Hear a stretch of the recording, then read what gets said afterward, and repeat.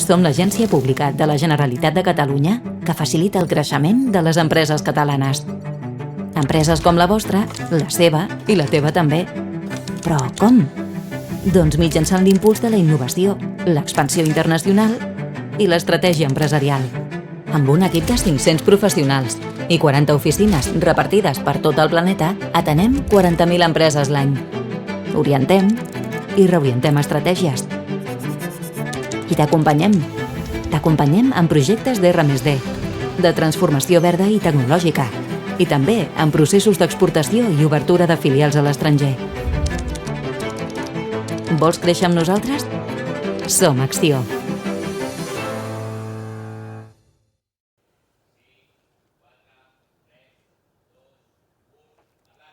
Bon dia i benvinguts i benvingudes a aquesta Startup Talk que porta per títol Sortir borsa no és només cosa de grans empreses. Però bé, abans de passar a la sessió, deixeu-me comentar dos temes. El primer és que teniu a la vostra disposició el hub de startups, startupshub.catalonia.com, on hi ha unes 2.403 startups i que també la fem servir molt des d'Acció per resoldre reptes de grans corporacions, però també hi ha molts inversors que fan cerques, inversors locals i també internacionals que fan cerques de startups en aquest directori. I a més el fem servir com a base del nostre informe anual que publiquem a començaments d'any sobre l'ecosistema.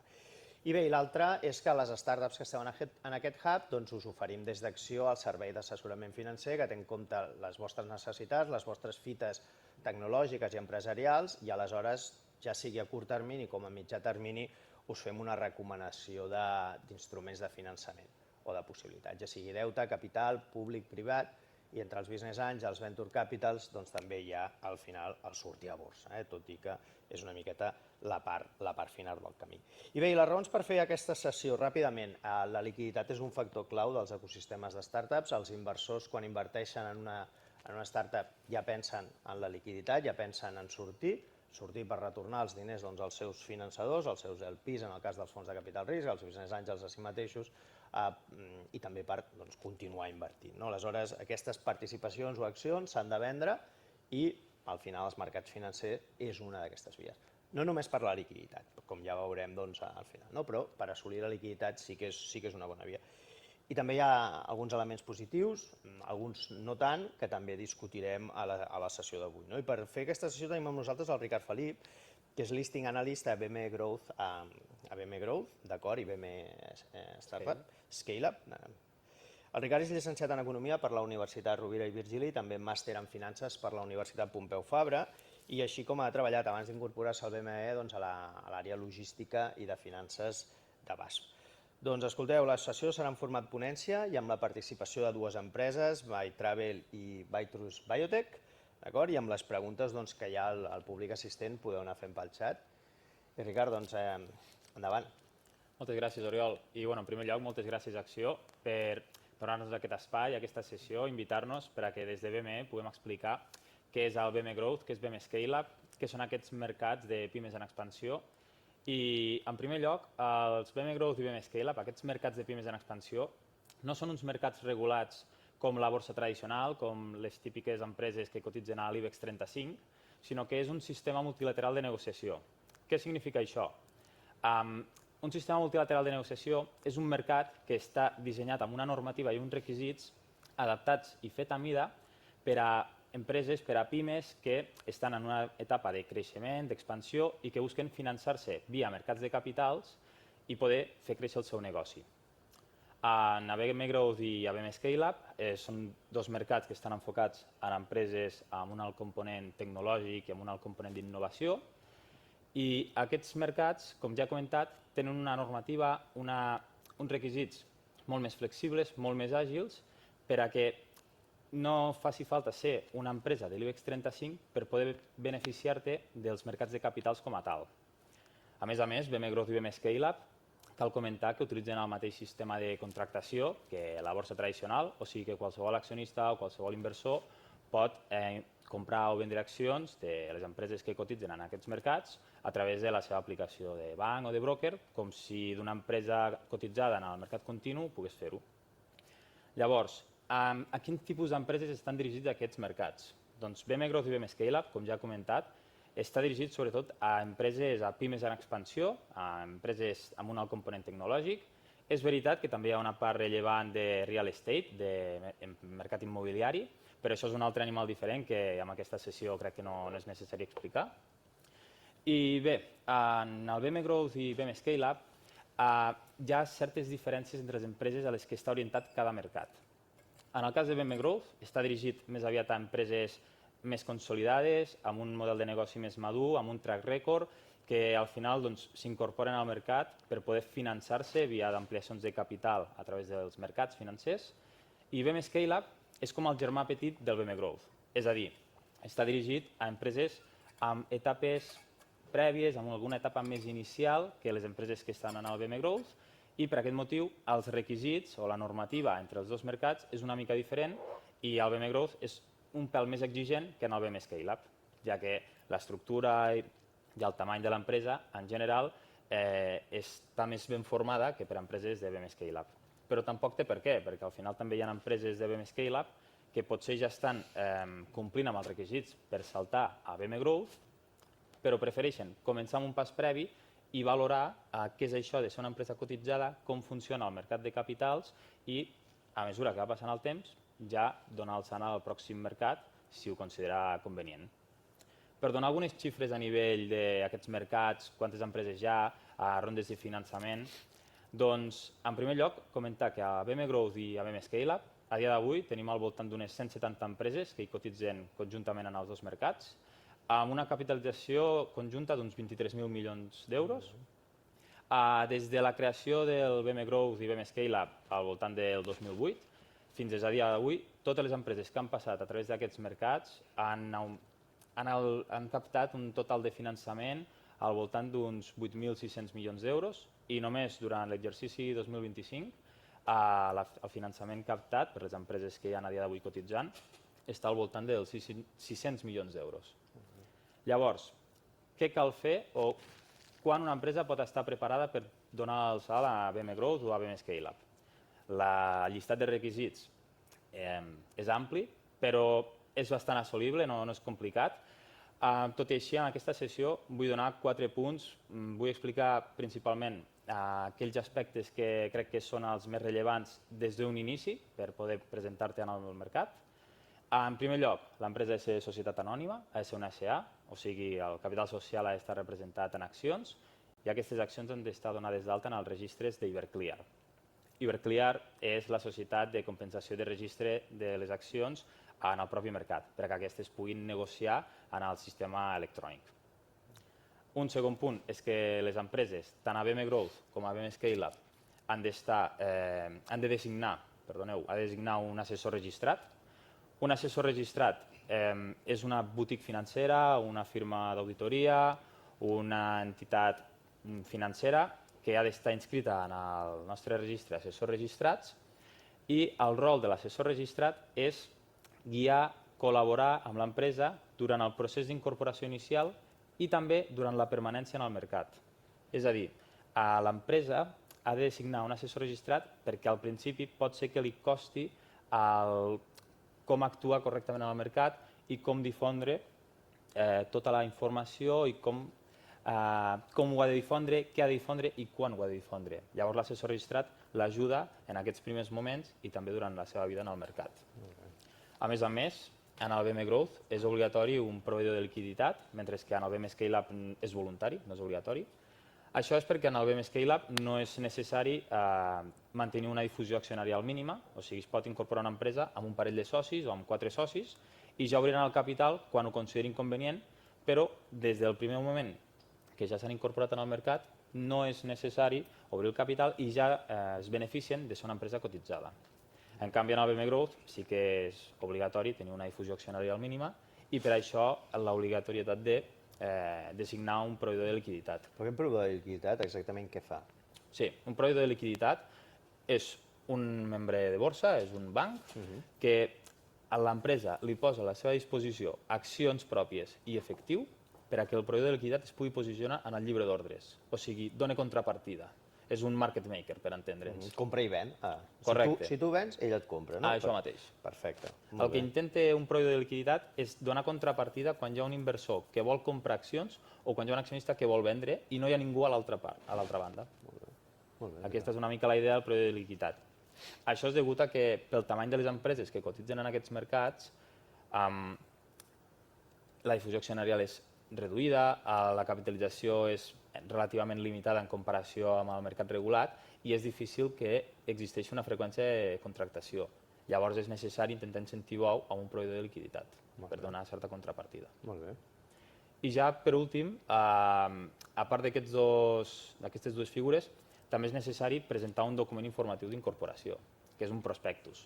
Un document informatiu d'incorporació és un document on s'explica el negoci de l'empresa, l'estratègia, avantatges competitives, la informació financera, qui són els accionistes que hi ha darrere l'empresa, l'equip directiu, entre altres qüestions que siguin necessàries conèixer per als inversors i accionistes a l'hora de prendre decisions d'inversió.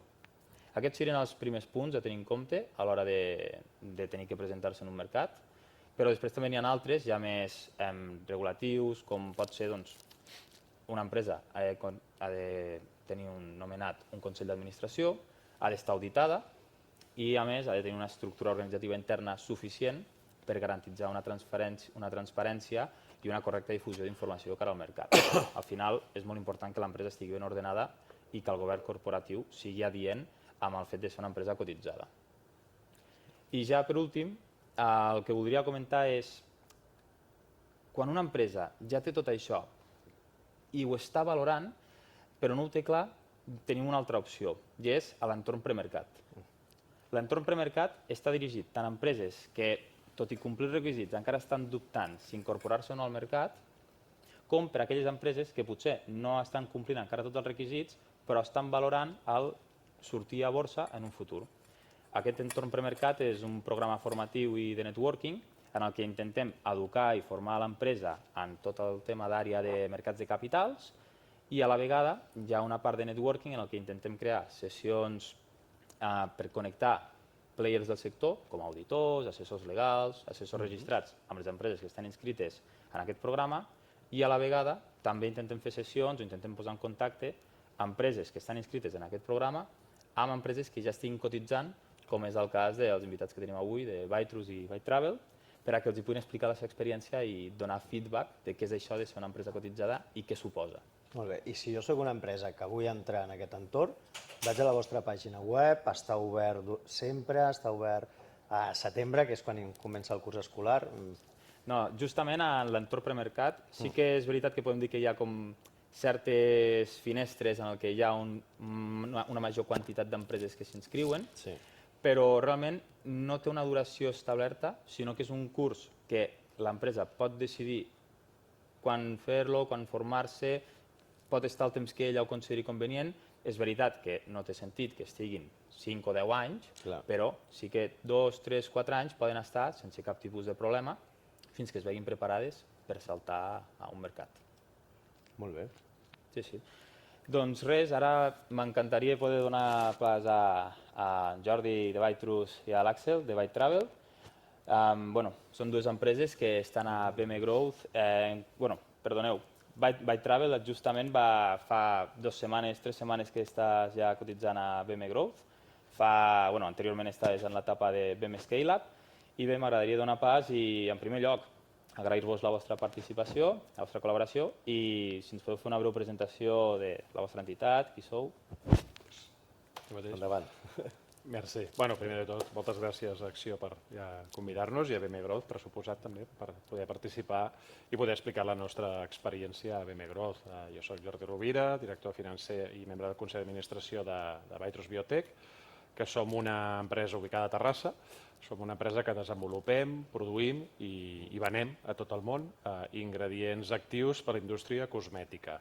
És un negoci B2B, és un negoci, nosaltres no fem la marca final, sinó el que fem és l'ingredient que dona l'activitat dermocosmètica al producte. I per tant és un negoci molt tècnic, basat en biotecnologia. Estem en un nitxo de mercat que és el de les cèl·lules mare vegetals, en els quals som líder. Dintre del molt gran sector que és el sector dermocosmètic hi ha molts nínxols, i aquest n'és un, en què estem parlant d'alta innovació, alta sostenibilitat i gran valor afegit que aporten els nostres productes i que també donen molt bon marge. I aquí som líders, ho reconeixen, diguéssim, els nombrosos premis que hem anat assolint els diferents anys, competint amb grans multinacionals en un entorn de grans empreses, però també on els peixos petits, les sardines, diguem, ens podem moure ràpidament, sobretot en termes d'innovació. Nosaltres vam fundar fa uns 17 anys. Actualment, de fet, ahir vam presentar al mercat justament l'abans de resultats del primer semestre. Actualment estem al voltant d'uns 10 milions d'euros de facturació i amb un marge EBITDA que ronda el 60% pràcticament, rondant els 6 milions d'euros i uns beneficis també del 40 i pico % benefici net. El nostre número més destacat en aquest sentit no són tant els de dalt, perquè com he dit som una empresa de nínxol, sinó els de baix, és a dir, la capacitat de convertir aquesta ciència en la qual som líders en riquesa i en caix, que és un factor molt determinant. Això també ens ha ajudat molt en el nostre camí borsari. Nosaltres a BM Growth, després ja ampliarem, però vam sortir ara fa poc més de 4 anys, quan facturàvem ni 3 milions d'euros, 2 milions i poc, i ja érem rentables, això sí, i des de llavors hem multiplicat per molt la nostra facturació i els nostres beneficis, però encara el mercat ens ha reconegut més la cotització i hem incrementat el nostre valor al voltant d'un 900%, de la qual cosa estem molt satisfets pels accionistes, pel retorn que hi ha hagut en tota la gent que ens ha fet confiança. Nosaltres, en el nostre cas, jo soc l'Àxel Serena, soc el conseller delegat i accionista de Bytravel. Bytravel és una companyia que va néixer l'any 2021, és una companyia molt jove, és el que s'emmarca dintre de, se li diuen ja, no és una startup, sinó ja és una scale-up, és una empresa que està amb uns forts nivells de creixement i ens dediquem a el que se li diu els serveis auxiliars per viatgers. Hi ha moltes empreses dintre del mercat que venen la nit d'hotel, et venen el tiquet d'avió, et venen el creuer, però després hi ha una sèrie de coses que necessita el viatger de negocis o el viatger o el turista que normalment aquestes companyies o aquestes agències no ofereixen. En el nostre cas ens dediquem, tenim diversos productes. El principal és el servei de tramitació de visats. Tramitem visats de turisme i negocis per 70 països. També tenim un servei de connexió a internet, una targeta eSIM per connectar-te a internet a 190 països. I últimament hem llançat 2 productes nous, un seguro de viatges, que et cobreix des d'assistència en viatge, pèrdua de vols, maletes, i un servei d'accés a prop de les sales VIP de prop de 1.800 aeroports. En vez de tenir el camí normal que fa una startup o el que veiem que fa normalment una startup, que és anar a treballar amb business angels i després fondos de capital a risc, nosaltres vam decidir, com la companyia era rendible des del primer any, vam decidir que volíem agafar un altre camí i vam decidir sortir a cotitzar. Vam sortir a cotitzar el juliol del 2024, vam ser la primera companyia tecnològica que sortia al mercat BM Scale-up i això va ser el juliol del 2024 i ara el juny de 2026 hem fet el següent pas que és saltar a l'altre mercat, al mercat superior, diguéssim, que és el BM Growth. I aquesta és una mica la nostra història. Molt bé, molt interessant. A veure, m'agradaria intentar, si poguéssiu explicar, sobretot des del primer moment en què l'empresa decideix saltar a cotitzar, sortir al mercat, com es planteja, quin és el primer pas que vau prendre i com va ser aquesta evolució i com va ser aquest procés? Bé, nosaltres vam plantejar-ho ja fa molts anys, bastant com 7 o 8 anys abans de sortir a cotitzar, i era perquè nosaltres hem passat per tots els processos d'inversió, des de les EFEs, crowdfunding, venture debt, ho hem fet tot, diguéssim, no? I en tot aquest camí, part dels socis que es van incorporar, també alguns business angels, algun petit fons, ja van acordar que en el futur una finestra de liquiditat per ells seria sortir a BM Growth, sortir a un mercat cotitzat, en aquella època era el MAP, i també era una manera d'accelerar el creixement de l'empresa, etc. Es va fer el projecte, però els que llavors portaven una mica tota la part executiva han dit d'acord, però teníem molt clar que havien de sortir sense necessitats ni urgències, diguéssim, de sortir, que hi ha moltes maneres de sortir per molts motius, però que teníem clar i que per tant ens havien de prendre el temps. Que si no estaven preparats i havien de sortir amb urgències, allò de dir, és que si se m'acaba els diners dels 3 mesos a sortir, doncs estic mort, doncs no era un bon plantejament, encara que fes il·lusió sortir i que tingués altres avantatges. Llavors això va fer que el procés fos més lent i que ens ho vam prendre en sèrio i vam fer els acords de l'any 2020, que va ser el primer any que nosaltres vam tancar amb break-even i vam dir, mira, ja som autosuficients, el que és el negoci core, i per tant som-hi, no? I aquí sí que vam estar un parell d'anys preparant-ho, un any i pico, els assessors, els companys de viatge, el pla de negoci, etc. Transformar-nos, com tu deies, Felip, en SA, perquè érem una SL, transformar-nos en SA en plena pandèmia, doncs també té el seu què, va ser, no? Que tot i que sigui canviar una lletra i ets el mateix, doncs té tot uns requisits registrals i uns requisits de peritatge, etc., interessants, no? I aquí sí que vam tardar això, al voltant d'un any i mig, 2, per sortir. La motivació no va ser tant fer una ronda de capital, perquè és una manera de sortir, intentar captar capital. En el nostre cas, com que no hi havia aquesta necessitat a curt termini, vam fer un listing, pràcticament, vam fer una petita ampliació de capital de 200.000 euros per finançar els costos de sortida, però no vam anar a capital. Vam canviar alguns accionistes, vam captar capital d'un accionista a un altre, però no vam demanar, vam fer un listing que és posar totes les accions a cotitzar sense necessitat de captar i després ja ho farem servir quan ho necessitem. Hem fet alguna ampliació de capital petita pensant en alguna operació inorgànica, però de fet nosaltres hem tingut fins a dia d'avui més rendiment en altres aspectes que no el merament financer, diguéssim. D'acord. En el nostre cas, com comentàvem abans, la companyia és rendible des del primer any. No teníem aquesta necessitat de capital, sinó buscàvem una altra estratègia. Com som una companyia molt jove, quan anàvem a intentar treballar amb companyies grans, ens veiem com una startup. I vam decidir sortir a cotitzar per 2 raons, bàsicament. La primera raó era un tema de credibilitat. El fet d'estar cotitzat et dona una bona credibilitat en companyies i sobretot quan intentes treballar en companyies grans no et veuen com una startup sinó com una empresa ja una mica més sòlida. I també hi havia un tema de notorietat. Actualment el país, si no fas una ronda de capital, una gran ronda de capital amb fons de capital risc, normalment no surts als mitjans. Amb la nostra sortida, al ser també la primera tecnològica que sortia al mercat, el BM Scale-up, vam aconseguir moltíssima notorietat, sortir sobretot a diaris econòmics i es va expandir també una mica la marca i això també ens ajuda a generar més negoci. D'acord. Sí, o sigui, aquí queda molt clar que tot i que als mercats de capitals les empreses, la gran majoria d'empreses aprofiten l'eina de finançament que ofereixen aquests mercats, no és l'únic benefici, no és l'únic avantatge que existeix, sinó que a més, com he comentat, hi ha la part de credibilitat, seniority, per una forma de ser una empresa cotitzada, pel fet de tenir un segell de ser empresa cotitzada al mercat, per l'exposició pública, per la transparència, això et fa que tinguis un altre tipus de relació amb clients i proveïdors i amb altres players del sector. Sí, absolutament. Jo complementaria el que deia l'Àxel. Nosaltres aquesta notorietat, com que és un negoci més B2B, no era tan important que fos així a nivell de mitjans, però nosaltres treballem en grans firmes, en grans multinacionals, i el fet d'estar cotitzats els dona un plus de credibilitat i quan ells trien un ingredient nostre per ficar en un producte seu, es casen amb nosaltres per molts anys. Nosaltres són productes exclusius que no els pot trobar en un altre lloc, no són commodities, de tal manera que si pren el pas necessita que sigui un producte bo, ja l'hem convençut, però que siguis un proveïdor fiable. I més enllà de ser un proveïdor logísticament fiable, som empreses molt petites, no? I llavors el fet que estiguis cotitzat, mega auditat, que tinguis socis financers al darrere i tal, dona aquesta credibilitat que hi ha a l'Àxel, que pot ser molt determinant a vegades amb una decisió a llarg termini. O sigui que això d'entrada, amb BM Growth ho pots aconseguir independentment del finançament i és un gran què. A mi sobretot el que m'agradaria comentar és que el fet de sortir a borsa està una mica mitificat. Sembla que sigui un procés molt complex i no ho és.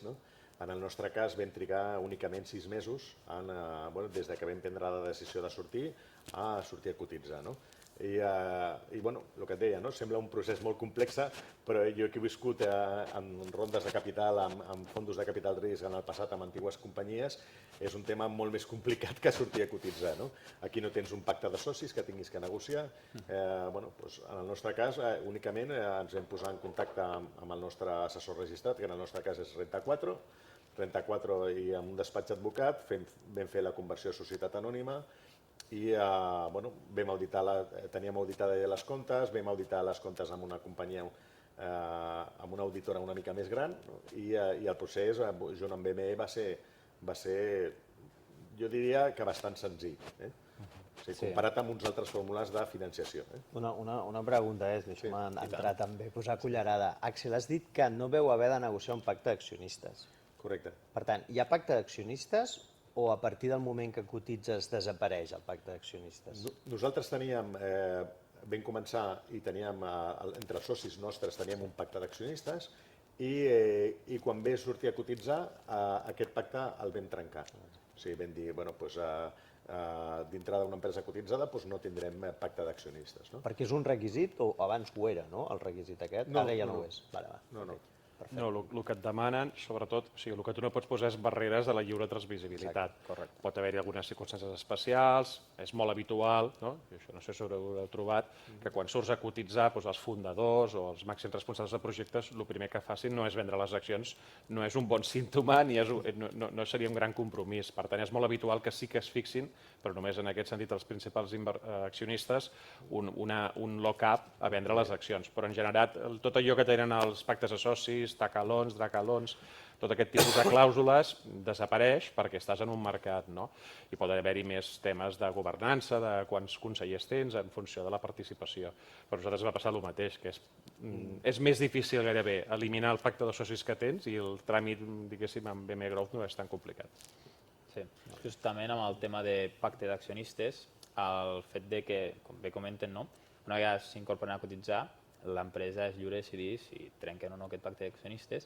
El que sí que és important entendre és que des de mercat la nostra normativa el que exigeix és si hi ha un pacte d'accionistes s'ha de comunicar, ha de ser transparent i ha de quedar ben explicat, perquè al final si entra algun accionista, algun nou inversor, que sigui conscient que hi ha uns altres accionistes que tenen un pacte. Això és important entendre-ho, i tant. Home, si vols et comparo una mica el que és el procés amb un venture capital i amb una sortida a borsa. Amb un venture capital probablement tinguis que anar a veure, no sé, 50 fondos fins que un et digui que sí. En el cas de la sortida a borsa, nosaltres vam treballar amb Renta 4, potser tens que visitar 2 o 3 assessors registrats i veure què és el que més t'agrada. En un cas tens que negociar un pacte de socis que normalment et posen tota una sèrie de clàusules limitatives. No sé, des de el que deia, el tacalong, et diuen, oi, mira, dintre del Consell d'Administració tenen que haver-hi tantes persones del fons, en el cas de si es liquida la companyia, nosaltres els primers diners són nostres, i en el cas de la borsa no existeix això. I després està, potser, primer, que no tens que tenir el Consell d'Administració, en el cas de la sortida de la borsa, tu decideixes qui està dintre del Consell, no t'ho imposen. I després hi ha un tema de reporting. El reporting dintre de la borsa és igual o més senzill que el que tindries que fer amb un fons. I sobretot la capacitat de gestió. És a dir, tens una capacitat de reporting i de compliance, on potser no t'has més és evitar conflictes d'interès, ser molt transparent perquè tothom tingui la mateixa informació, però si això ho fas bé, el que és aquell corser que a vegades et pot posar un capital risc en quant a la gestió, escolta, és que volem anar cap a la dreta, a veure, espera, cap a la dreta, no? Volem anar cap a l'esquerra, aquí ningú et diu res, diguéssim, no? És els companys de viatge, ja et jutjarà el mercat pels resultats, ja et jutjarà al final del partit, diguéssim, no?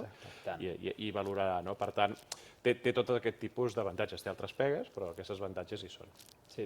Justament, en tema d'inconvenients, ara voldré passar, però abans m'agradaria també que comentéssim el tema de la liquiditat, perquè al final, com ja he comentat al principi, hi ha un proveïdor de liquiditat, per la tipologia d'empreses, per la reduïda difusió accionarial que certes empreses poden mantenir dins d'aquests mercats, la liquiditat existeix, al final si una empresa cotitzada és més líquida que una empresa que no ho sigui, però no ens podem esperar que una freqüència de negociació sigui al mateix nivell que una empresa de l'IBEX 35. Dit això, és important que l'empresa treballi amb el Departament de Relació amb Inversors, eduqui als seus accionistes, eduqui als inversors, intenti moure's per aconseguir aquella difusió accionarial, aquella negociació que sigui necessària, però m'agradaria saber una mica més sobre la vostra experiència de com heu treballat la difusió accionarial, com heu intentat fer que el valor sigui més líquid.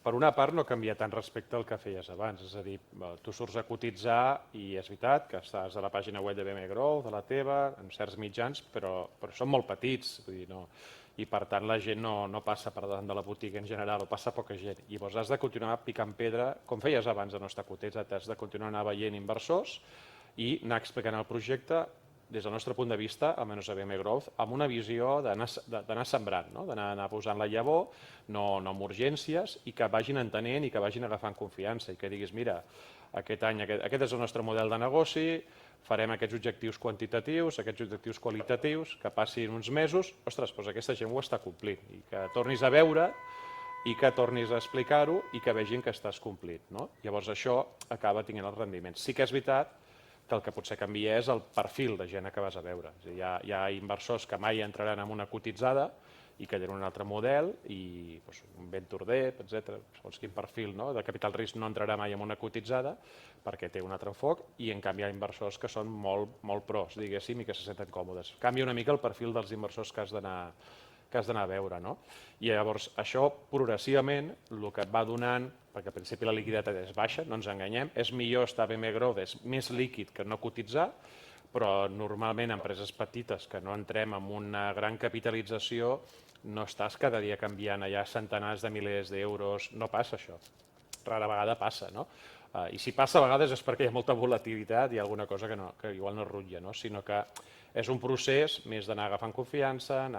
Quan algú vol fer alguna venda més important, l'empresa pot ajudar, diguéssim, a buscar una contrapart. No? És més fàcil dir, escolti, jo vull vendre o jo vull comprar, doncs li buscaré, i pot anar per una cosa que es diu, encara és més bé tu, Felip, però que es diu el mercat de blocs, que no va pel mercat del dia a dia quan són operacions grans. Però és un tema, per nosaltres, una cursa de fons, i a mesura que tu vas guanyant confiança i els inversors veuen que el que dius és cert, i això va creant un boca a boca, va creant una certa difusió i tu vas picant pedra, la liquidesa va augmentant. Llavors ja arribes a uns nivells de liquidesa que clarament fan que l'acció valgui molt més, perquè la gent, més enllà de que el projecte vagi bé, veu que si entra podrà sortir.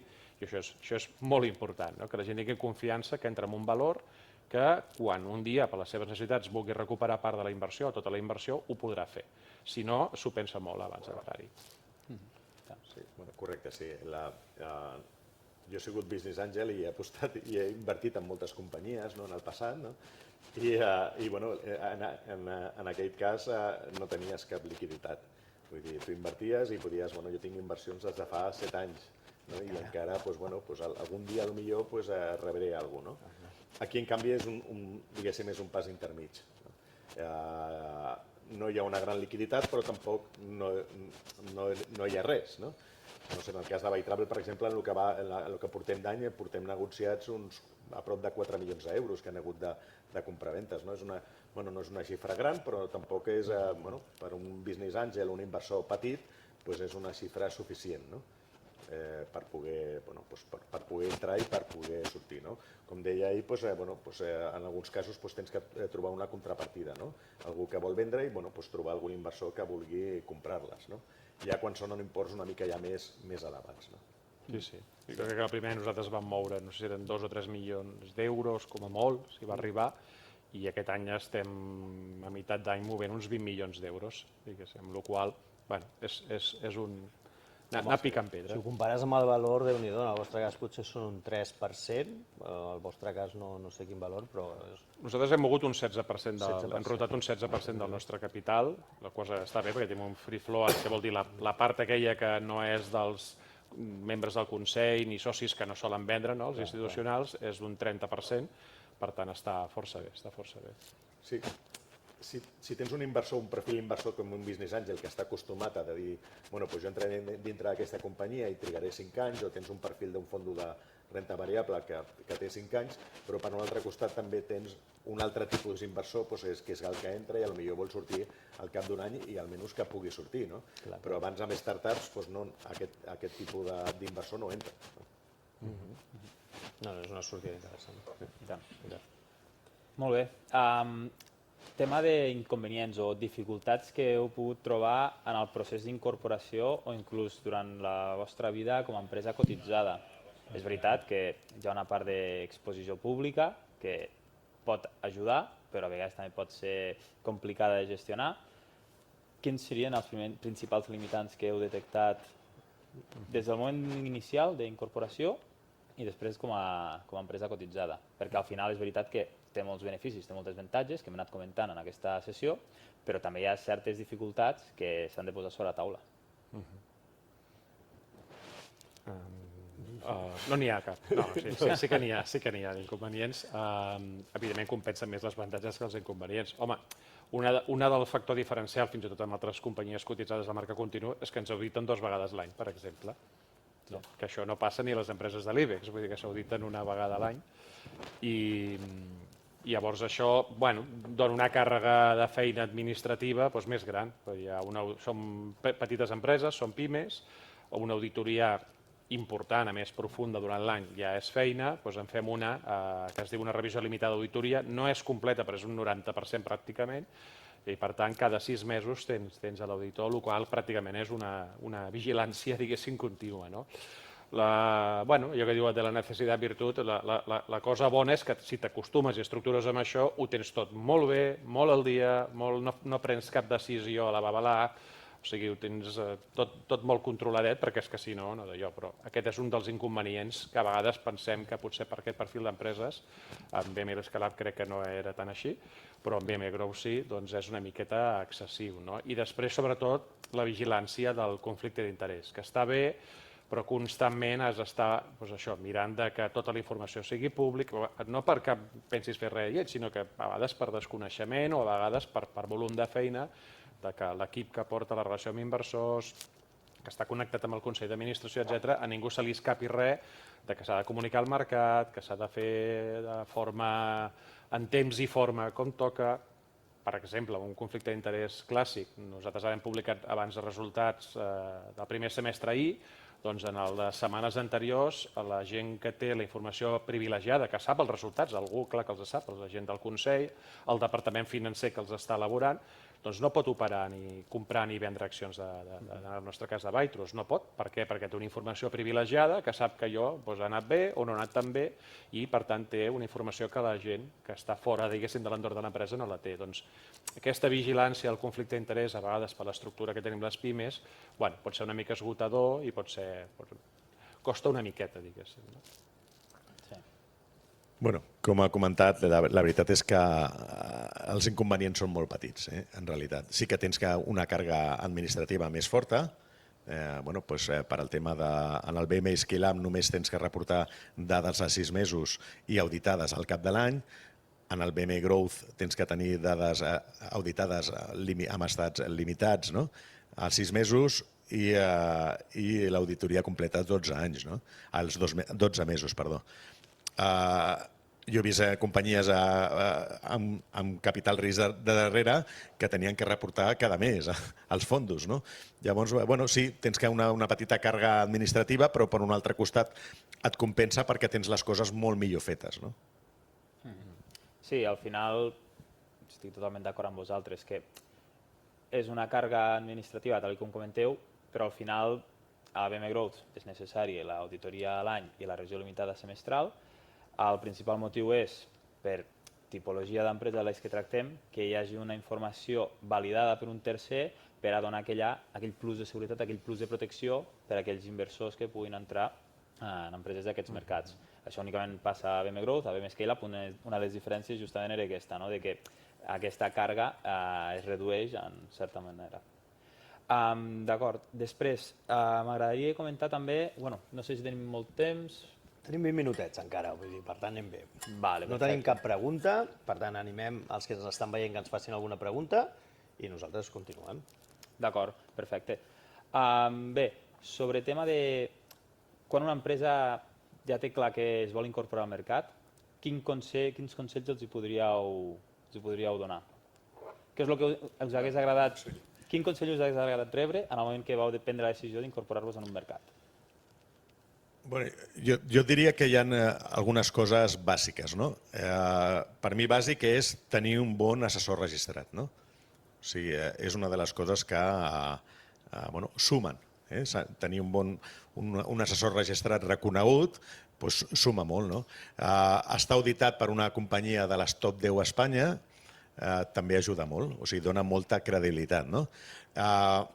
Tenir un bon consell d'administració, un consell d'administració sobretot, que aporti. En el nostre cas vam decidir que estava el director de màrqueting, jo, la meva directora financera, i després tenim la Dayana, que ens aporta moltíssim sobre temes de B2B. Tenim l'Arturo, que és el vicepresident d'una de les auditores top 10 i ens aporta molt coneixement amb la part auditoria financera. I després tenim una altra persona que ens aporta tot el que és la part financera pura d'inversors. Llavors, tenir aquestes figures és una de les coses que ens ha ajudat. Potser serien les tres coses més fonamentals. Després hi ha temes de màrqueting, temes què fer amb els diners, si vols fer creixement inorgànic o no, però no són els tres més importants, potser. Perdona. No, totalment d'acord. Aquesta part de confiança és essencial i tenir un consell d'administració ben estructurat, amb independents, etc. A nosaltres ens ha ajudat molt, de fet, la part del consell, que a vegades potser inicialment ho veus com un tema de més càrrega, de feina, o que potser amb menys faries, però la veritat és que dona molt bon contrapunt. És a dir, hi ha una normativa que preveu que ha d'haver-hi un mínim d'independents, que hi hagi una comissió d'auditoria, i al principi sembla, déu-n'hi-do això, no? I la veritat és que es porta bastant bé i al contrari, fa que els que som consellers executius i que estàs una mica a la guerra del dia a dia, tinguis un contrapunt, una mirada una mica més de fora, més pausada, sense conflicte d'interès, etc. O sigui que totalment d'acord amb l'Àxel, que tant la part d'assessor registrat com del consell és essencial. I després afegiria que com a consell que les empreses que no tinguin por, diguéssim, per tota aquesta part administrativa, perquè és a dir, a vegades a fora hi ha més feina amb capital risc i molta més pressió que el que puguis trobar a la borsa, que no sembla que hagi de ser una cosa uau, això no ho podrem fer. Nosaltres vam sortir a borsa que el departament financer era una persona i jo, i hem estat així, i ara crec que són 3-4, vull dir que es pot fer amb poc equip, això sí, ben estructurat, molt units, però es pot fer, no? Però que s'ho prenguin amb calma, que no tinguin urgències, que vagin quan realment és el moment propici, que no entrin... que no és el principi, no és el fi, diguéssim, el sortir a borsa, sinó és el principi d'una història, i que tinguin clar els motius pels quals surten. I un tema així ja més pragmàtic, una de les coses que sol demanar BME Growth, no a BME Scale Up, perquè com tu bé has dit, pots sortir pràcticament, crec que has d'una empresa amb un soci o dos, no? Això mateix. Pràcticament, no? Però a BME Growth sí que solen demanar una certa base d'accionistes.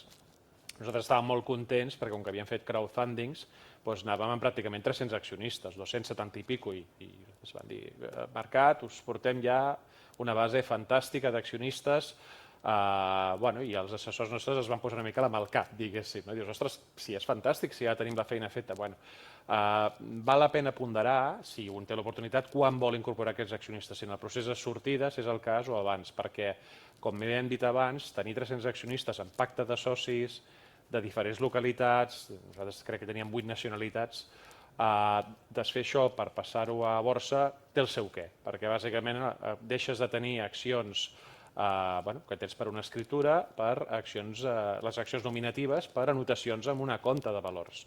Tens una anotació, una compta de valors. Fer aquest procés, administrativament, és un procés dens i complicat, perseguir a centenars de persones que a vegades han posat 1.000 euros o 2.000 euros perquè canviïn. Per tant, un consell que els donaria també és que està bé sortir amb una bona base, però que si poden fer-ho lligar una mica en el procés de sortida a borsa, està bé, perquè si no la càrrega administrativa és molt més gran, tot el procés és molt més gran. És com deixar convertir-se en SA per l'últim moment, tampoc ho recomanaria. Vull dir que aquestes tasques administratives les facin amb bastant de temps.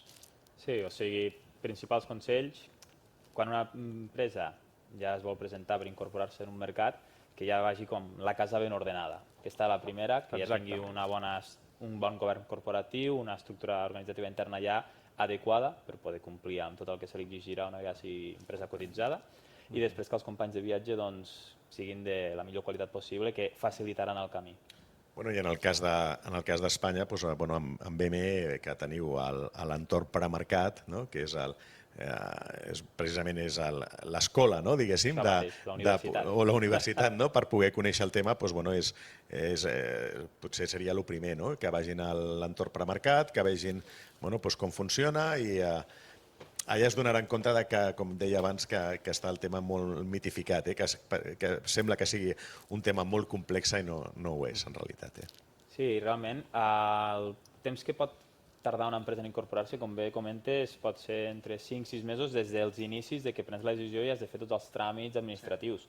Però des de la visió de BME, des de la part del mercat, des que es rep una primera versió de la documentació que analitzem, pot passar, si l'empresa ja ve amb tots aquells aspectes necessaris ja ben preparats, pot estar entre 1 o 2 mesos i en els casos una miqueta més extensos pot ser 3 o 4 mesos, però en mig any una empresa es pot incorporar fàcilment. Nosaltres érem una startup, tampoc teníem un departament financer, ho fèiem tot a través d'una gestoria. De fet, ara hem incorporat el departament financer intern, fins ara ho portàvem tota la comptabilitat amb una gestoria. O sigui, en 6 mesos vam fer tota la feina. Trobar l'auditor, trobar l'assessor registrat i tenir reunions amb ell, fer la conversió en societat anònima. Nosaltres no teníem una base gran de socis i bueno, vam fer una petita ampliació de capital abans de sortir a borsa. O sigui, tot el procés en 6 mesos es va fer. Molt bé. Hi ha un cost relativament que potser ningú ha preguntat, però el cost és, bueno, em sembla que ens va costar en total uns 200 i alguna mil euros, però incloent una ampliació de capital que nosaltres volíem fer una ampliació de capital molt petita, només per pagar aquests costos de sortir de borsa. El que passa és que en una setmana ja el llibre d'ordres que tenia diversos milions d'euros que teníem en demanda i al final vam fer una ampliació de capital de 2,5 milions. Però bueno, tot el cost de tot això potser ens arribaria a uns 240.000 euros. Molt bé. Sí, al final els costos de manteniment sembla que incorporar-se en un mercat seran uns costos desorbitats, però realment no és així. O pensem que no és així des de BME, sinó que és veritat que és una altra informació a tenir en compte a l'hora de prendre la decisió, però s'ha de tenir en compte que hi ha molts tercers que col·laboren en el procés d'incorporació i al final, doncs, clar, la bossa augmenta. Però, com comentes, estem parlant d'empreses de la vostra capitalització que pot rondar entre 150 i 250 mil euros. Incloent tot, auditors, advocats, assessor registrat, els costos de BME, el costo d'aixecar el capital, o sigui, tot aquest capital que tu vas a buscar, doncs, bueno, tens que pagar un percentatge d'aquest capital que has anat a buscar. Si no aixeques capital o no demanes capital al mercat, el cost baixa bastant. Però bueno, hi ha tota una sèrie d'assessors que tenen un cost, però per un altre costat que també treuen moltíssima feina. Està clar. Són imprescindibles, no?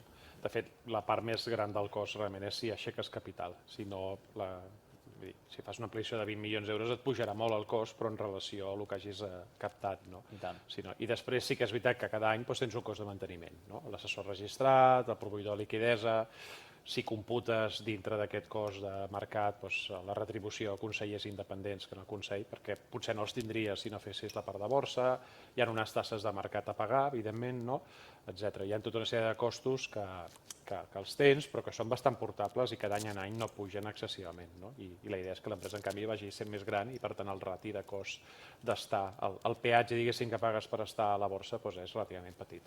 Sí, i al final també en termes relatius, en el cas de que realitzeu alguna operació de finançament o alguna operació de manell en el que us financeu a través dels mercats, entenc que surt a compte. Sí, absolutament. Ja tens, a més, l'estructura muntada, va directament proporcionat al capital que captis. Evidentment, pot haver un procés més car o un altre, depèn de les circumstàncies de la companyia, però és una cosa en general bastant portable. A més, el fet d'estar cotitzats i els fonamentals a més acompanyen la companyia, que és el més important al final, també dona un plus, diguéssim. Un altre aspecte que no hem comentat, però que nosaltres ho vam notar moltíssim, és el tema bancari. És allò de dir, si vas directe per la via directa, doncs com a PIME, com a startup, a vegades costa, amb models molt tecnològics a la banca comercial li costa entendre, no acabes encaixant la seva Excel. Si més fas biotecnologia, doncs encara menys, no? I en el nostre cas, que som biotecnologia industrial, doncs estàs una mica com un entrepà, perquè al sector tradicional ets biotec, però pel sector biotec pur nosaltres fem indústria, no som una empresa dedicada, diguéssim, a curar malalties, etc. I els fons especialitzats tampoc estem en el seu radar, no? O no estàvem, ara ja no seria el cas, no? Llavors, el sector bancari, en el moment d'estar cotitzat, canvia radicalment. Si sobre els números són bons i la cotització va bé, t'obre moltes portes i tens molt més accés al finançament del que tenies abans d'estar cotitzat. Llavors, és un tema que, amb negocis de perfil industrial, en què gran part de la inversió és en maquinària, en equipament industrial, que el producte bancari és molt adient, no? Més que capital, doncs no s'ha de menys tenir. És a dir, igual vas a borsa, però gràcies a això els bancs et veuen molt millor, el ràting surt molt millor i tens més finançament. Sí, al final tot va relacionat amb la credibilitat i notorietat que t'aporta al mercat, que havíem comentat a l'inici d'aquesta sessió. Bé, miro el temps i no sé si tenim alguna pregunta... I tant, hi ha preguntes. Podeu aprofitar mentrestant per fer la pausa d'hidratació, Jordi? A veure, va.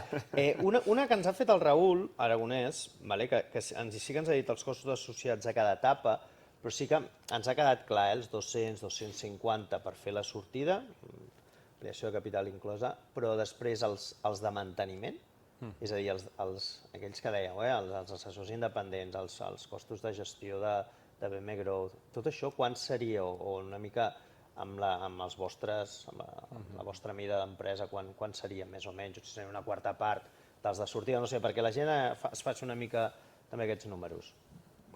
No sé, potser el proveedor de liquidesa et pot costar entre 10 i 20.000 euros a l'any, a l'assessor registrat més o menys la mateixa quantitat, diguéssim, serien els dos costos, i després tens el d'auditoria, que el d'auditoria pots trobar-te auditories des de 3.000 fins a 50.000, no? Depèn de l'auditor que vulguis tenir. Bueno, doncs vora uns 50.000, 60, 70... No, bastant. Bastant més. No sé, 50 o 60.000 et diria una auditora molt... No, jo deia global. Dius el número global. Sí, el número global potser sí, pot rondar més o menys aquesta quantitat, sí. Nosaltres estirem una miqueta més perquè també fem research, que també contractem dintre del mercat el que és l'anàlisi. Som empreses molt petites i els analistes per si sol no venen. Llavors has de contractar valoracions o informes de seguiment esponsoritzats, amb analistes independents, però que els has de sufragar tu, més els consellers. Ràpidament, si ja tens un cert volum a BM Growth, te'n pots anar cap als 100.000 euros, però molt més no... Entre 60 i 100.000 euros seria el que... Aquests analistes són gent especialitzada en seguir companyies que va fent informes, perquè... Això mateix. Molt bé. Escolteu, una altra pregunta pels tres. Quins indicadors concrets permeten saber que una companyia ja està preparada per cotitzar a l'Scale-up, però també per passar de l'Scale-up al Growth, en el vostre cas, Axel, i quins senyals indiquen que encara és massa aviat? Si us voleu donar el parer? Bueno, quasi que dels requisits, millor parlis tu, Ricard. Si voleu començo jo, sí, i tant. A veure, per a BM Scale-up és veritat que el tamany idoni de companyia del que tractem estaria en empreses entre uns 10 o 25 milions d'euros. Pot ser de capitalització, perdoneu, de capitalització, de valoració. És veritat que una empresa es pot incorporar si capitalitza 100 milions i no hi ha cap problema, però aquest seria una mica un tamany estàndard per a aquest tipus de mercat. Després ja BM Growth ja seria a partir dels 25-50 i cap amunt de capitalització. A nivell de facturació això pot ser bastant divers perquè també depèn dels marges que tingui l'empresa, però tenim empreses que s'incorporen al mercat facturant 10 milions d'euros, per exemple, a BM Scale-up. Scale-up, Sí. Molt bé. No sé si vosaltres... Axel? No sé, des de quan seria la mínima del BM Scale-up, diguéssim?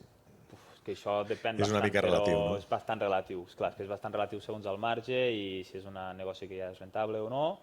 I també depèn de fins a quin punt l'empresa té la capacitat per complir amb els requisits. Ja no depèn només únicament de la facturació i de la xifra en si, sinó que això no ho mirem tant, sinó que mirem que compleixi els requisits en si. Al BM Growth sí que tenim com la xifra màgica de que la difusió accionarial mínima, o sigui, els accionistes que no són institucionals o no són fundadors, han de conjuntament han de mantenir una valoració mínima de 2 milions d'euros. Els accionistes, que diguem que no són ni els fundadors ni el Que seria una espècie de free float. Això mateix. Perfecte, molt bé. Sí. Bàsicament això també és veritat que nosaltres vam sortir, encara no existia BM Scale-Up, Correcte. i jo prèviament fins i tot havíem arribat a veure sortir empreses a BM Growth que facturaven, crec que n'hi havia una, facturava 8.000 euros, diguéssim, no? Vull dir, tot just. I crec que és un requisit no obligatori, però sí que és veritat que hi ha un pacte no oficial, així, és a dir, que el mercat intenta que encara que puguis anar facturant 1.000 euros, home, segurament t'intentarà fer veure que potser esperis a créixer una mica més, que tinguis una mica més de massa crítica, etc. Això mateix. Però el requisit d'allò de dir has de facturar mínim 5 milions d'euros, si no recordo malament, no existeix. No. Podria anar a qualsevol empresa. Avui en dia, a BML Scale-Up ja dona una finestra a aquest perfil d'empreses encara més startup, no? Que, per tant, ja està ben resolt. Abans, quan hi havia un únic mercat, suposo que BM Growth havia de tenir més cintura i intentar parlar amb les empreses i guiar-les una miqueta més en aquest sentit. No? I tant. Molt bé. Una altra pregunta que ens fa el Sergi. En aquest cas és com...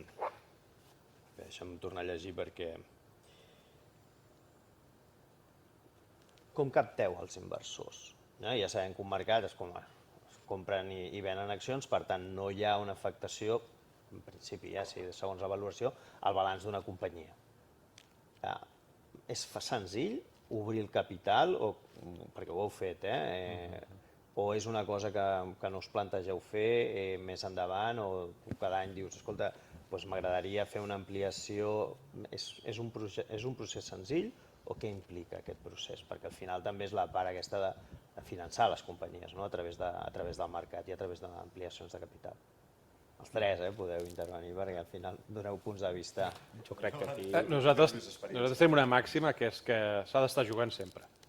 Aquest joc, diguem, s'ha d'estar jugant sempre. Vull dir, no és, mira, ara no necessito capital, ja aniré a veure els inversors d'aquí 3 anys quan ho necessiti.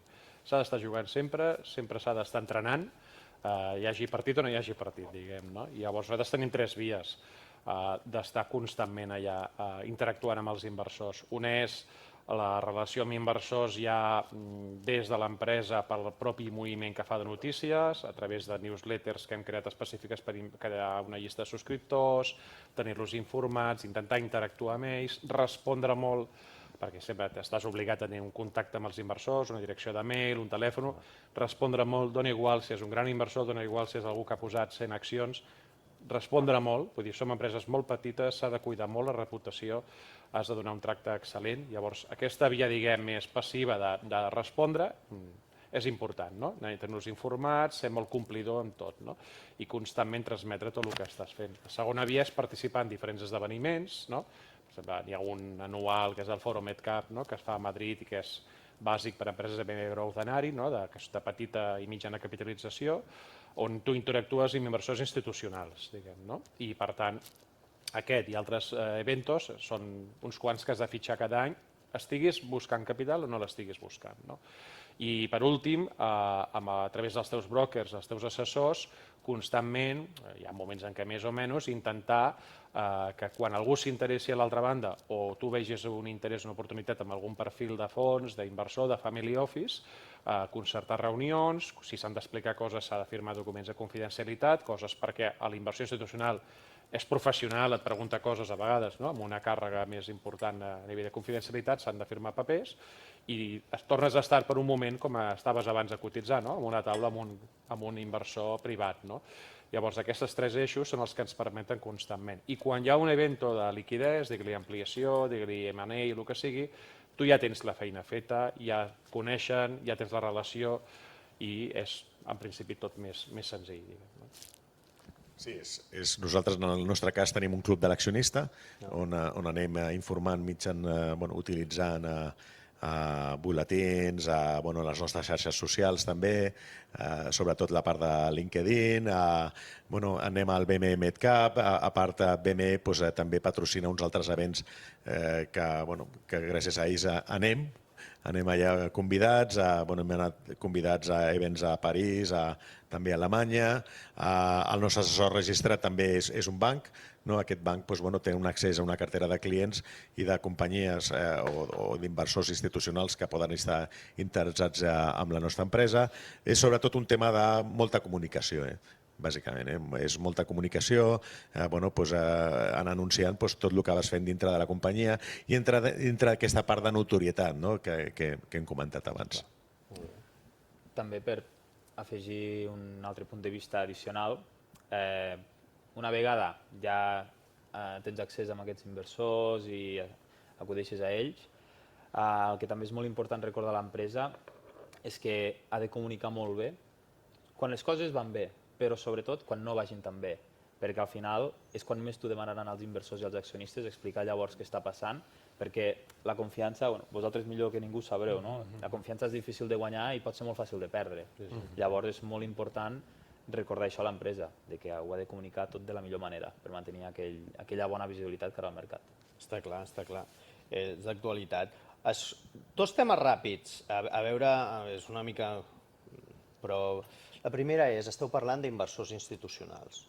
Per tant, el vostre capital ja entren, em llenço molt, d'ETFs, fons d'inversió, o encara no? Encara no seria el moment? És una pregunta. Teniu aquesta tipologia d'inversors i si no, quina tipologia són aquests inversors institucionals, si es pot dir? En el nostre cas, recentment hem donat l'entrada a un fons institucional que es diu Eiffel Investment, és un fons francès que gestiona prop de 8 bilions d'euros. Ha entrat dintre la nostra companyia, suposo que amb una quantitat bastant inferior, però sí, tenim Eiffel Investments, tenim uns altres fons com Dius, DPM Finances i també tenim el petit inversor. Petit i mitjà inversor, des del petit inversor o gent que compra accions a borsa, que potser pot comprar 1.000, 2.000, 3.000, 5.000 euros. Tenim també un perfil, diguéssim, més potser business angel o més inversor una mica més gran, que fica 50, 100.000, inclús hem tingut inversors de mig milió d'euros, family office també, sí, family office també, i fondos de renda variable. Sí, hi ha tots els tipus. Molt bé, és una base interessant ja d'inversors. Sí, en el nostre cas també tenim dos family office, tenim la patrimonial de perfumeria Júlia, que ja va entrar l'any 19 abans de sortir, va acompanyar un procés de crowdfunding i que sempre busques el family office que a part de portar capital aporti algun tipus de que diuen smart money, que aporti una mica, o ja sigui perquè coneixement del sector, o molts contactes, estratègia empresarial, etc. I aquí, Perfumeria Júlia, no hi havia cap tipus de conflicte perquè era una companyia multimarca i, en canvi, aportava una visió del sector cosmètics des del punt de vista del retail, etc. I tenim un altre family office, que és Boiser, que és el patrimonial d'una de les famílies fundadores propietàries de Fluidra, que és una cotitzada catalana molt de les grosses de l'IBEX. I després tenim un parell de fons molt friendlies, Zamit Capital de GVC Gaesco i un fons de capital risc de l'Institut Català de Finances, que ens acompanya des de l'any 2018. I, de fet, aquests fons sí que, a diferència del Family Office, que no poden no vendre mai, els fons, normalment, ja sabeu, cada 5, 6, 7 anys han de tancar posicions i obrir, no volen marxar. Vull dir, el que han fet és passar-ho a un altre fons perquè estan contents, tot i la revalorització. Això dona el core, diguem, això amb els founders, l'equip directiu, dona el core i és el que dona estabilitat a l'empresa. I després la part del free float sí que ha canviat molt. Nosaltres vam sortir, que érem, abans ho he comentat, prop de 300 accionistes, la majoria eren retail, petit accionista, business angels, i continua havent-hi, ara ja som uns 800 accionistes, però ja hem vist des de fa un any i mig, dos, que se'ns han entrat diferents fons, francesos, espanyols, etc., que inverteixen directament a cotitzades, que no necessiten estar al Consell, com els altres fons, que ara posaran 40, 50, 200, 300, 500.000 euros, quantitats que poden manegar, que a tu et dona molta liquidesa i que fa que et situïn una mica en una altra lliga. Diguem. Això al principi no sol passar. Al principi no passa, tens el nucli dur i els minoritaris i alguns business angels. A mesura que vas creixent van entrar en aquest perfil de fons. Molt interessant, no sé, Ricard, si vols afegir... No, bueno, únicament afegiria això, que ja no són només ells els exemples, sinó que la majoria d'empreses que s'incorporen al Growth o a Scale-Up, doncs una part important prové de family offices i de fons d'inversió de renta variable com a tal. Molt bé. Escolteu, l'última pregunta superràpida, perquè nosaltres hem fomentat molt el crowdfunding, d'acord, o el crowd equity. Què canviaríeu d'una ronda, o en el cas de Vitrus, què s'hauria de modificar? Segurament no se n'està aprenent, perquè tots al final n'hem après, no? Què s'hauria de fer perquè fos realment una campanya de crowd equity, una pre-IPO, per dir-ho d'alguna manera, allò que t'amplia molt la base d'accionistes. Dius, per borsa, dius, pensant en la sortida. Sí, és a dir, allò que el crowd equity no està prou ajustat per acabar sortint a borsa, no aquelles coses que s'haurien de canviar, segons vosaltres. Bueno, ara la veritat és que he perdut una mica de pista perquè jo sé que això ha anat evolucionant molt. Nosaltres sí que és veritat, quan vam fer campanyes de crowd, una època encara que tu havies de portar molt, diguéssim, no? I dinamitzaven i t'aconseguien, però havies ja de portar molt. No? Però sí que potser estructurar-ho una mica més bé, que nosaltres encara vam fer algunes campanyes de crowd molt a lo libre, diguéssim, sense sindicar, sense vehicle d'inversió, i això a vegades fa que sigui poc eficient determinades quantitats que s'inverteixen. És a dir, si és una campanya de crowd molt orientada a una presortida, una IPO presortida a borsa, etc., segurament s'ha d'estructurar una mica diferent de com fan les campanyes habituals. Tampoc no es podia abans fer determinades coses d'aquestes. Abans era una mica més complicat, això s'ha professionalitzat bastant i jo entenc que ara hi ha més... I la llei ho permet. És que entenc que hi ha, diguéssim, dues estratègies diferents. Per un costat tens una estratègia de crowdfunding per després buscar un fons de capital risc. En aquest cas el que necessites és sindicar les accions de tots els accionistes, perquè el fons de capital risc no voldrà estar amb 400 tios allà. Vosaltres. El que voldrà és que aquests 400 entrin a través d'un únic vehicle, seria el seu, un únic vehicle, i que estiguin tots sindicats amb una persona, o amb dues persones que els representi. Clar, en el camí de la borsa és al revés. El camí de la borsa és un altre tipus de crowdfunding. El crowdfunding del camí de la borsa seria cada un té les seves accions, cada un pren les seves decisions, no hi ha cap pacte de socis i cada un va a la seva. Llavors, aquesta és una mica la diferència. I què és el que tindria que canviar amb el crowdfunding? O l'avantatge que té la borsa és la sortida. Dintre un crowdfunding estàs dintre un vehicle que el mateix que et passa com a business angel, ja sortiràs. Ja sortiràs, però dintre un crowdfunding, a més estàs amb uns altres 400 persones, que potser ve alguna operació de possible de secundari, que volen comprar aquesta participació del crowdfunding, i dels 400 potser 200 diuen que no, i ja tens un problema. Molt bé, escolteu, un minut així ràpid per persona, els vostres plans de futur, no sé si els voleu comentar, si es poden comentar, clar, perquè clar, aquí hi ha temes de... O sigui, els que siguin públics, però ja que parlem dels mercats, els mercats al final són el reflex del futur, doncs si voleu comentar alguna cosa, endavant, i que evidentment no generi cap problema de fets rellevants. Bàsicament, els plans de futur de la nostra companyia, nosaltres actualment venem a tot el món. Ens faltarien dos mercats una mica més, entrar més forts, que seria Latinoamèrica i Xina, que és on estem treballant. Estem molt bé a Estats Units, Canadà, Austràlia, Oceania, tota Europa. Japó tenim un 7% dels clients, i a Corea també. I ens falten aquests dos mercats que els atacarem. Anirem llançant nous productes. Ara volem llançar un producte de reclamació aèria, i volem llançar més productes de serveis d'aeroports. Tenim el de les sales VIP, però volem incorporar el que se li diu el fast track a les cues als aeroports, als traslats i més productes. La facturació, això ja ho hem comunicat, el 2025 vam facturar 19 milions, aquest any esperem facturar 29. Continuem molt fort amb el tema de les targetes eSIM, i anar caminant, anar complint el que hem marcat al nostre pla estratègic. Seria... Gràcies, Axel. Doncs escolta, també si necessiteu suport en aquests mercats de Sud-amèrica o Xina, des d'Acció també tenim oficines. Per tant, en podem parlar.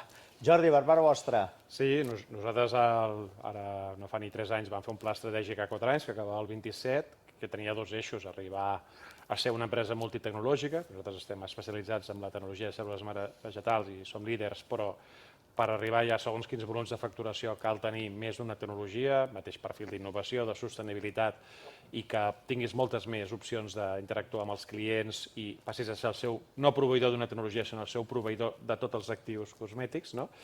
I això qualitativament, acostar-nos més als clients, perquè la nostra manera de vendre com a empresa petita és a través de distribuïdors, per això podem estar en 52 països, que estem ara mateix, i aquesta part qualitativa l'hem fet, és a dir, nosaltres ja estem venent directament en 4 mercats, Espanya, França, Àustria i Suïssa, i això ha donat una volta a la companyia. És un risc, evidentment, és una càrrega financera i logística superior, però et compensa sobradament entre el volum de ventes i els marges que fas. I per altra banda, ara fa unes setmanes vam llançar el nostre primer producte amb una altra tecnologia, la tecnologia de les proteïnes recombinants, amb la qual cosa el que havíem de fer per l'any 27 ja ho estem avançant. Des del punt de vista quantitatiu, estàvem quan el vam llançar en 3,7 milions d'euros de facturació i 1 milió d'EBITDA, i havíem d'arribar a 12 i a 5, 12 milions de ventes i 5 milions d'EBITDA, i anem camí de fer-ho un any abans, de fer-ho aquest any 2026, amb la qual cosa els deures que tenim i que ens hem autoimposat, ja ens piquen a la porta els inversors, ja hi estem treballant, publicar aviat un pla estratègic ja pel 2030, el del 2026 se'ns queda curt. I una vegada més tornarà a haver uns objectius quantitatius, escolta'm, si fem els 12 i 5, a on volem arribar, on està el següent target, però sobretot qualitativament el que volem fer. Estem treballant també en potenciar les operacions inorgàniques, ja fa temps, però és un procés de cuina lenta, de cuina molt lenta, i per aquí, a veure si aviat podem donar alguna notícia. Molt bé, Jordi, per parlar BME? Bé, doncs res, únicament que des de BME Growth i BME Scale-Up és un plaer poder rebre companyies com les que avui hem tingut aquí, Bytravel i Bytrus. Des de BME Growth i BME Scale-Up seguirem treballant en intentar apropar els mercats de capitals a les pimes en expansió que tenim en el país. Intentarem seguir treballant conjuntament per a que les empreses siguin conscients de que existeixen alternatives de finançament addicionals o complementàries a altres vies de finançament més tradicionals, i intentarem fer això, tenir un bon pipeline d'empreses, crear un major mercat i que poder fer créixer l'ecosistema tots conjuntament. Que de moment el pipeline està sent bastant positiu, la veritat. Escolta, ho anirem seguint perquè tot el que heu dit és molt important, i l'exemple de companyies internacionalitzades que venen, que generen EBITDA, doncs és interessant. Aleshores, gràcies Jordi, gràcies Àxel, gràcies Ricard, i a la resta que ens heu anat veient, sobretot que passeu un molt bon estiu i que torneu amb energia i amb ganes de fer coses i de fer-les bé. Moltes gràcies.